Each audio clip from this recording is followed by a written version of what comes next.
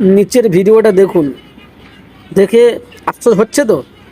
সেই স্বপ্ন আমাদের যে ছিল, স্বপ্ন মেসি আসবে, আমরা দেখব মেসি ফুটবল নিয়ে খেলবে, আমরা দেখব সেটা। আমরা টাকা খরচা করেও প্রস্তুত ছিলাম যে আমরা দেখব এরকম মেসি হাসি খুশি খেলবে।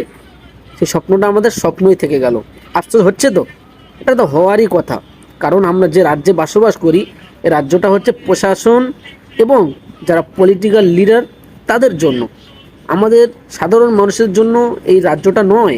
এই কলকাতা রাজ্যটা এমনই, সাধারণ মানুষের জন্য কোনো সুযোগ সুবিধা নেই। দেখুন হায়দ্রাবাদে কত সুন্দর, কোনো ঝামেলা হয়েছে? মেসি কত সুন্দর হাসি হাসি খুশিতে বল বল নিয়ে খেলছে, বল নিয়ে দর্শকদের দিকে শট মারছে।